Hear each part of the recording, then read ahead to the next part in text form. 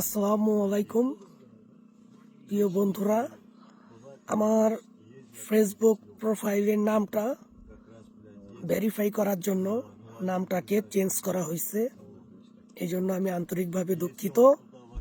যেই নামটা ছিল সোহেল সর্দার নীরব, সেই নামটার জন্য আমার মিতা ভেরিফাইড নিত না।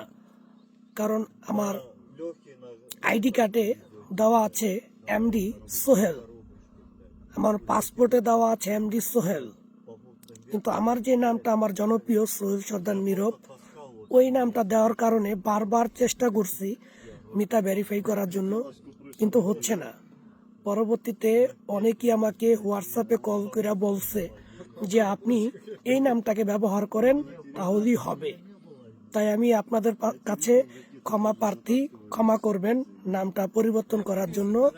তাই এখন আমার বর্তমান নাম থাকবে এমডি সোহেল, মোহাম্মদ সোহেল। ওকে, অবশ্যই আপনারা এই বিষয়টা দেখবেন। মিতা ভেরিফাই করার জন্যই আমার এই কার্যকলাপটা করতে হয়েছে, আর কিছু না। Bye bye.